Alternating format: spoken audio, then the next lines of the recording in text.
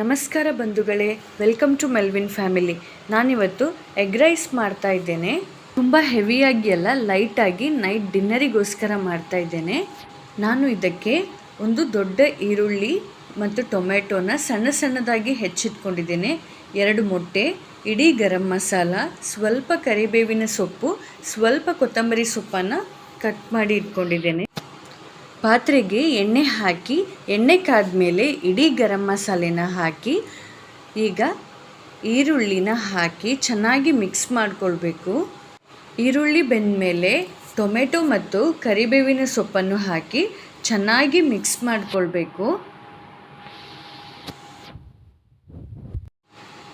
ಈಗ ರುಚಿಗೆ ತಕ್ಕ ಹಾಗೆ ಉಪ್ಪು ಮತ್ತು ಸ್ವಲ್ಪ ಅರಿಶಿನ ಹಾಕಿ ಇನ್ನೊಮ್ಮೆ ಚೆನ್ನಾಗಿ ಮಿಕ್ಸ್ ಮಾಡಿ ಬೇಯಲಿಕ್ಕಿಡಬೇಕು. ಈಗ ಇದು ಚೆನ್ನಾಗಿ ಬೆಂದಿದೆ.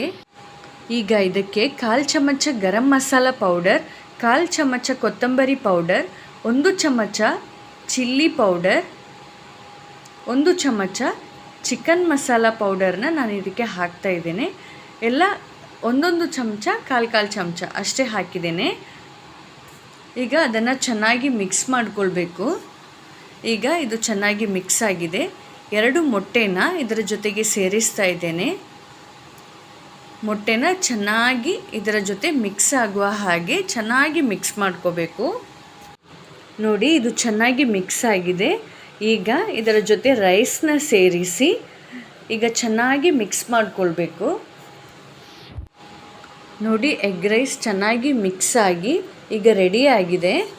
ನಾನು ಯಾಕೆ ಲೈಟ್ ಎಗ್ ರೈಸ್ ಅಂತ ಹೇಳಿದೆ ಅಂದರೆ, ನಾವು ಹಾಕಿದ ರೈಸ್ ಕ್ವಾಂಟಿಟಿಗಿಂತ ಎಗ್ ಬುರ್ಜಿ ಮಸಾಲ ಮಾಡಿದ್ವಲ್ಲ, ಅದರ ಕ್ವಾಂಟಿಟಿ ಕಡಿಮೆ ಇದೆ.